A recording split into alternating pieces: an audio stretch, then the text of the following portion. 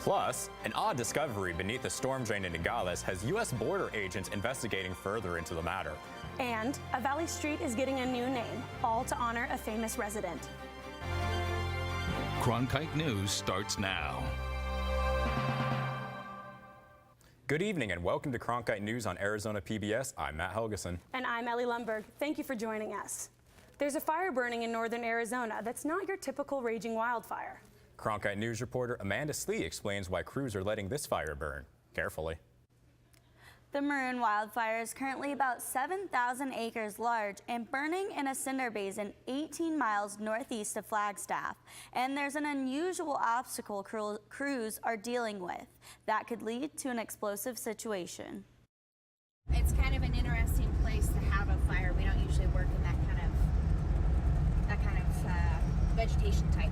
This fire started in mid-May from a lightning strike in what's known as Maroon Crater near Flagstaff. Fire managers say it happened in the right place at the right time. As far as this fire, we're using it to maintain fire on the landscape and reintroduce fire into areas that haven't burned in a while to reduce the risk of catastrophic wildfire. We pretty much identified a road system around the fire. We called that our box, and the fire's in the middle of it, and we are proceeding on turning the box black. These burn operations consist of intentionally setting fire to clusters of trees to help create a healthy forest. A complicating factor of the wildland fire behind me is the fact that there's unexploded ordnance lodged deep into the ground in a decommissioned nearby artillery range where an Arizona infantry unit once practiced. It's leftover from post-World War II when an Arizona infantry unit got permission from the U.S. Forest Service to use Maroon Crater for artillery practice. The actual impact zone where they threw their artillery was here in this circle, mostly on the south and west side of Maroon Crater. So this zone here is off limits to us for any suppression activities. Vice President of the Fort Tuthill Military Museum, James Denton, knows his history well. So the picture indicates an impact of when they were training, and obviously they're observing fire, and they were having a competition to hit the target. And the story goes that the first one to hit the target was going to win a case of beer. Fire personnel won't go into the area that has unexploded ordnance to be on the safe side. The plan is to expand the maroon fire over time until it's burned all 14 acres that fire managers have identified need thinning. In the studio, Amanda Slee, Cronkite News. For the first time in nearly 20 years, there's almost no signs of a severe or exceptional drought in 48 states. That includes right here in Arizona. Our abnormally wet May helped the state out of a 10-year drought. According to the U.S. Drought Monitor, last year at this time, 100% of the state was in a drought. Right now, only about 20% of the state is showing moderate drought or abnormally hot, dry symptoms. But we do live in a desert, and the state climatologist said we still need to conserve water so we're ready for the next dry spell. City crews in Glendale finished up their annual 5-month process called Hydrant Flushing. It's when they open up fire hydrants and let the water run.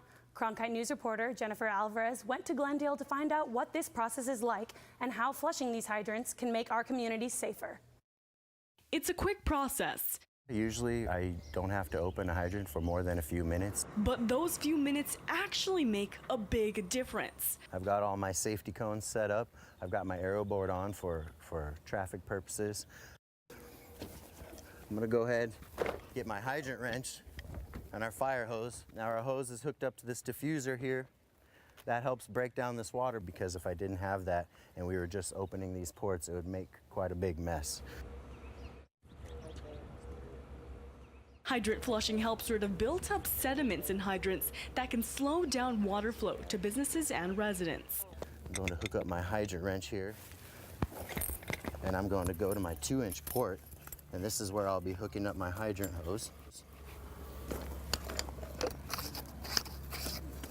And then, simple as that, we're ready to go. The city flushes out about 300 gallons per minute during the whole process in over 8,600 hydrants each year.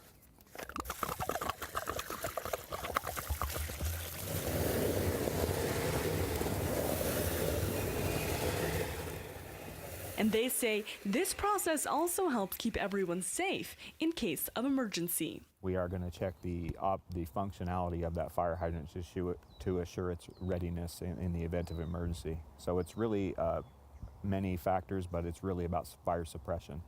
The main importance definitely is to make sure that our fire hydrants are working and operational to where when there is an emergency, the fire department can come and do their job and they'll have no issues because that hydrant's well lubricated, it's well maintained, and it's flowing like it should be. In Glendale, Jennifer Alvarez, Cronkite News. Hydrant flushing can cause water to look a little cloudy or discolored in your home or business. So if this happens, the city says you should run the cold water in a sink or bathtub until it clears up. The No More Deaths trial continues today, where former volunteer Scott Warren is facing 3 felony charges for aiding undocumented migrants. Volunteers are keeping a close eye on the trial to see how it could affect the humanitarian efforts at the border. Nate Walter, the assistant U.S. attorney leading the prosecution, said in his opening statement last week that this trial was not about humanitarian aid, but rather Warren's decision to, quote, shield illegal aliens from law enforcement for several days, end quote. Warren is facing up to 20 years in prison. Border Patrol agents in Arizona say they found an unfinished tunnel connecting the United States to Mexico. Agents, along with Mexican law enforcement, discovered the tunnel Wednesday near the cross-border point of Nogales. The tunnel was several meters below street level, extending 12 feet into the U.S. and 5 feet into Mexico. Authorities found several digging tools inside the tunnel. No arrests have been made. President Donald Trump and First Lady Melania were greeted in the UK at Buckingham Palace earlier today. The president is expected to make several visits with the royal family throughout the day. The president paid his respects at the Tomb of the Unknown Warrior in Westminster Abbey by laying a wreath. The Tomb of the Unknown Warrior contains an unidentified British soldier from the First World War. Trump is also expected to attend D-Day events honoring the 75th anniversary of the invasion of Normandy. The legacy of this famous getting a permanent home right here in downtown Phoenix. And what this means for the future of others with his same disease. Cronkite News reporter Gabriel Moreno has the story next. If you're looking to adopt a pet, you'd better get to this local shelter fast. Why their dogs are on the move.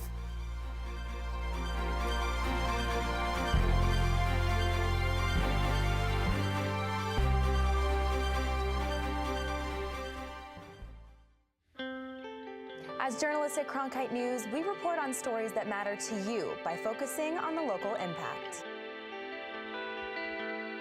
We dig deeper and work tirelessly to keep you informed. Live in Wickenburg. Live in Los Angeles. In Cleveland. In Washington. In Louisville. From Jerusalem. Live in Philadelphia. From around the world to right here in Phoenix. At Cronkite News, we report the facts and stick to the truth. Millions of people die every year from drinking dirty water. I would never have felt I had the ability to do something without ASU pushing me. We built filtration systems out of local materials with the people. To see those kids drink clean water for the first time, it's the most rewarding feeling that you can ever have. I went to ASU because I wanted to change the world. The thing I never would have expected is how the world would have changed me. Stay in the know on the go.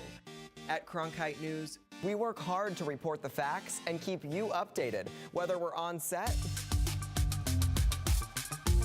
or on the scene. Taking it from the studio to the field. So I'm here in South Phoenix. In Phoenix, we're just a click away. Follow us on Facebook and Twitter, or find us online at cronkitenews.azpbs.org.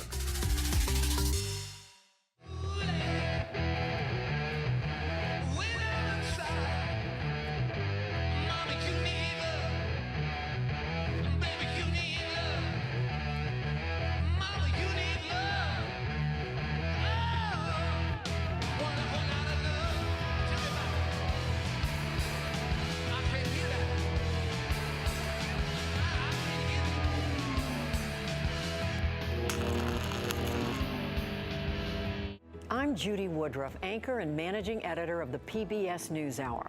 The journalists of tomorrow face a fast-changing media landscape, but quality news remains vitally important to our communities, our country, and our world. At ASU's Walter Cronkite School of Journalism and Mass Communication, students learn solid, reliable reporting, holding the powerful accountable, and rebuilding the public's trust. The Cronkite School and Arizona PBS, preparing the next generation for a stronger future of journalism. Police have arrested a woman after she drove the wrong way for several miles on 2 Phoenix area freeways. The Arizona Department of Public Safety says the wrong-way driver was first reported around 1:30 this morning. Traffic cameras showed the car heading the wrong way on State Route 51 and then merging onto Loop 101. She was finally pulled over near Hayden Road after going near the 12 miles in the wrong lanes. There was very little traffic at the time. However, the footage showed drivers swerving to avoid the oncoming car. A DPS trooper was able to get close enough to get her attention. 3 years ago today, boxing great Muhammad Ali passed away at his home in Scottsdale after a long battle with Parkinson's disease. Cronkite News reporter Gabriel Moreno joins us in the broadcast center as Phoenix honors Ali's contribution to Parkinson's research and treatment. Muhammad Ali fought Parkinson's disease for nearly 30 years before his death in 2016. But the legacy of that battle lives on at the Muhammad Ali Parkinson's Center at the Barrow Neurological Institute in Phoenix. I always think to myself, if I don't make time for wellness, then I have to make time for illness. So I need to be healthy, and the Parkinson's Center helps me with that. And now, patients arriving at the Parkinson's Center will approach on a street named for the man known simply as Champ. Monday, the city of Phoenix renamed the portion of West Merrill Street between Central and 3rd Avenues Muhammad Ali Way, part of a day celebrating Ali's contributions to Parkinson's research and treatment.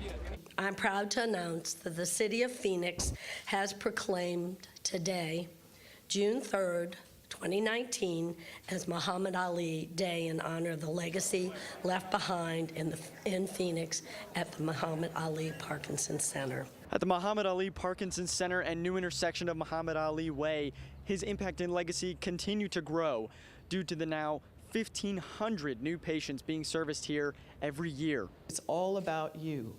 This is all for you, okay? And I really, really appreciate it, and Muhammad would be so proud. The center has grown significantly since it opened in 1997, from 5,000 square feet to more than 26,000 square feet. Even Ali's greatest opponents in the ring admire the impact of the Parkinson's Center that bears their former foe's name. I tell Muhammad to love him because he was so good to me and my family. Took good care of us.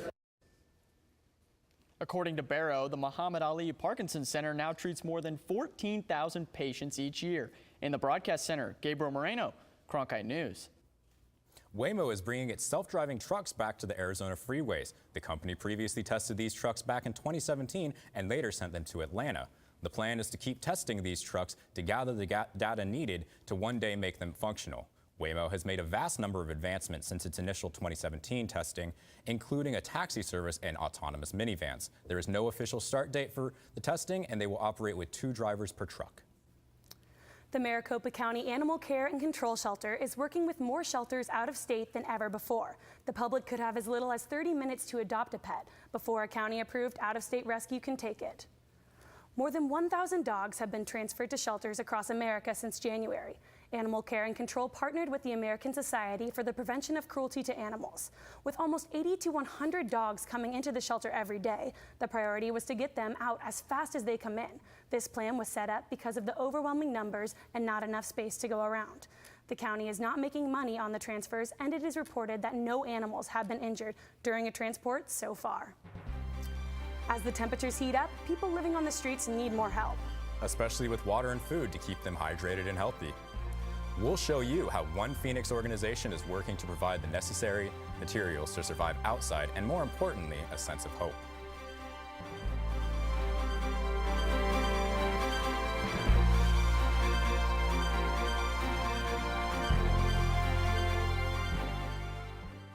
Here at Cronkite News, we have producers who craft shows that make an impact on our community. Our broadcasts allow students to be involved in all levels of production, from producing to directing. We are guided by highly respected professionals who mentor the journalists of tomorrow. From technical directing to teleprompting and beyond, our production crew works tirelessly to produce meaningful and award-winning shows. We are Cronkite News on Arizona PBS.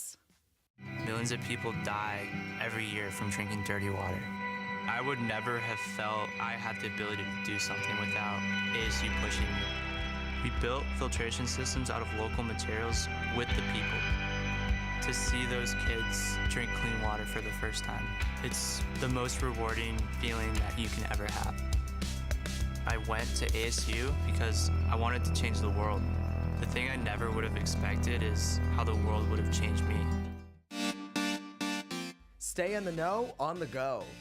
At Cronkite News, we work hard to report the facts and keep you updated, whether we're on set or on the scene. Taking it from the studio to the field. So I'm here in South Phoenix. In Phoenix, we're just a click away. Follow us on Facebook and Twitter, or find us online at cronkitenews.azpbs.org.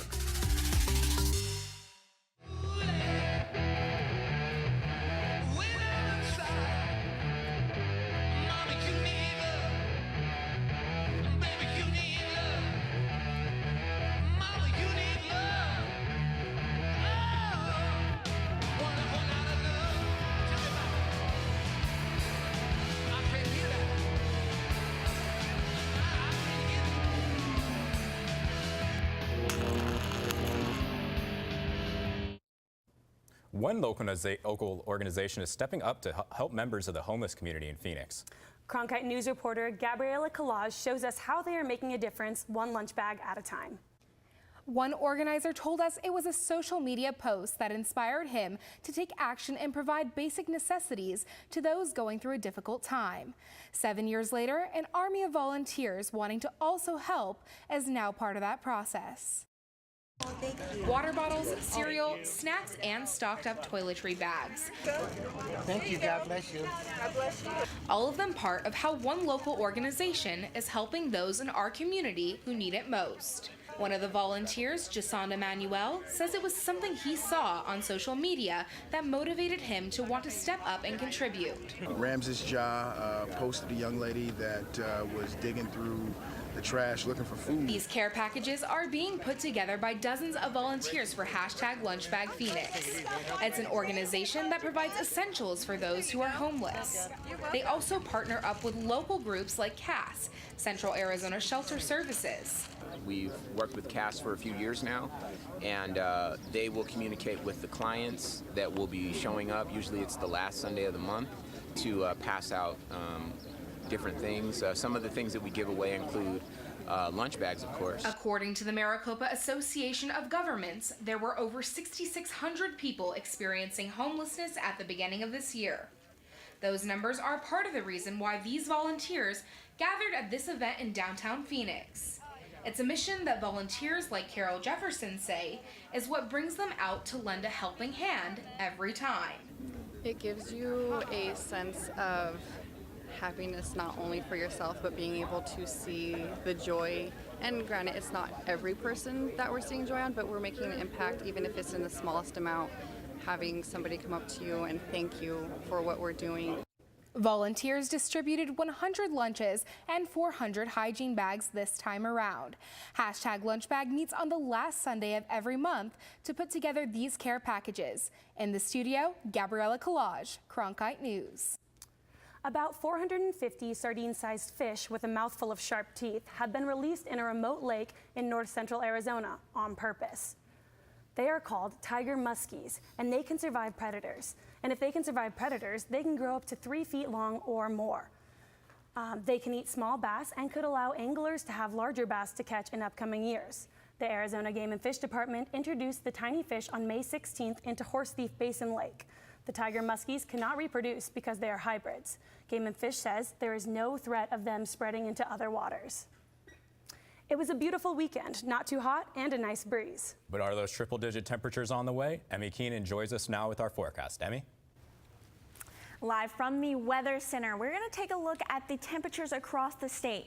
So if you're hanging out around the Grand Canyon, it's going to be Flagstaff, very moderate temperatures. These temperatures are going to be very cool. But then as you make your way down south, it's going to be Phoenix, Gila Bend. It's going to be mid to upper 90s. So that's a huge jump. And then tomorrow, early birds, 8 a.m., it's going to be sunny, 79, but beware, it does not get any better from there. Throughout the day, the temperature is going to climb all the way to 97 degrees by 4 o'clock. And as Matt did mention, the rest of our week is going to hit triple digits with lows of mid-70s. But then for the rest of the week, you can see as a Monday hits, you're going to see relatively cloudy skies. These clouds are going to act as an insulator. That's going to bring the heat up. The temperature is going to be 104 degrees. So make sure you stay hydrated. Live from the Weather Center, I'm Emmy Keenan. Last Friday, the National Spelling Bee finished with an unexpected ending. And it was the end of competition forever for one student from Arizona. We'll meet her coming up.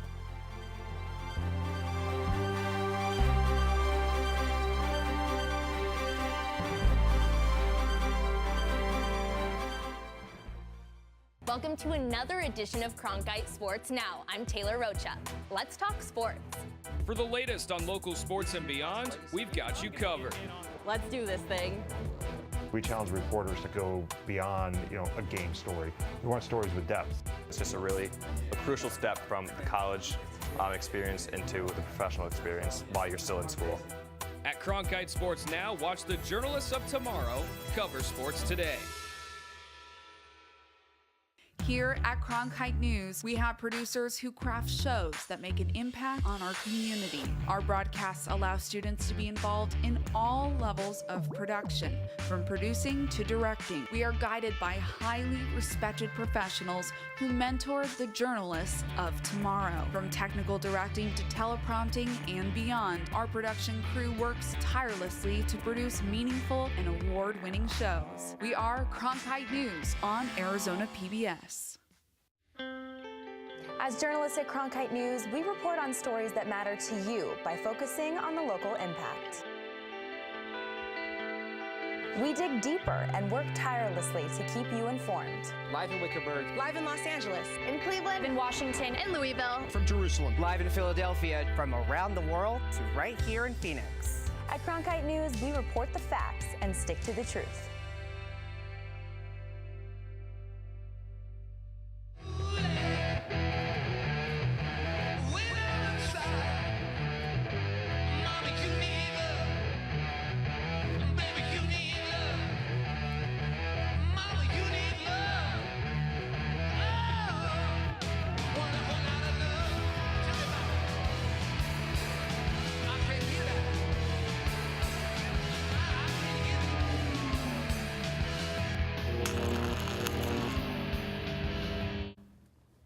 Students at the Script National Spelling Bee obviously know their spelling, but they learn real-world lessons too, like not everybody gets to go home a champion. That was the lesson learned by the 8 Arizona students competing at last week's Spelling Bee.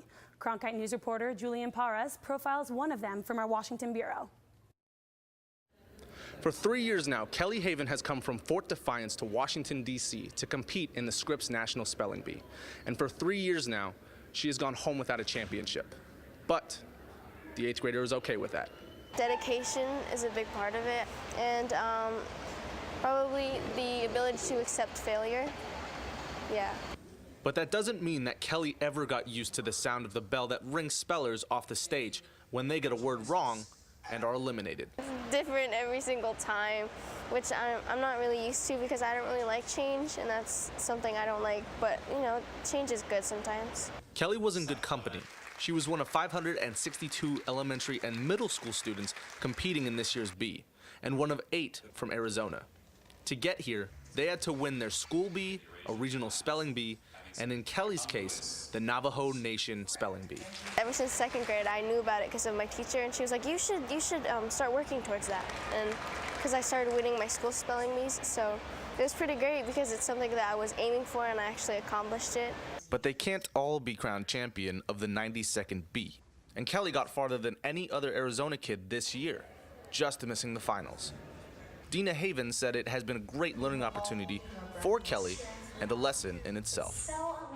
From the very first time to now, you know, how much it's forced her to grow up and to grow in academics and this part of her life. It's been amazing. Kelly's parents are relieved that the process is over, and it will give Kelly's siblings a chance to participate now as well. It's kind of closed the door for her in a sense, because it's real stressful, but at the same time it opened the door for her sisters, her younger sisters, and they're all excited. It kind of inspired them to let them know that this is possible, that they can do the same thing. In National Harbor, Maryland, Julian Paras, Cronkite News. Cronkite News is proud to be the news division of Arizona PBS. Here's what's coming up on Arizona Horizon and the PBS NewsHour. On the next Arizona Horizon, the impact on the state's economy. The president goes ahead with tariffs on Mexican goods and how to keep kids from falling behind in school while they're on summer break. That's the next Arizona Horizon.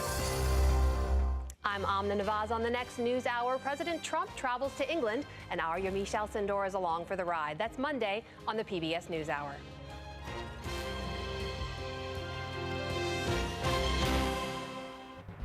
That's it for Cronkite News tonight. Thank you for joining us. For top Arizona stories anytime, go to cronkitenews.azpbs.org.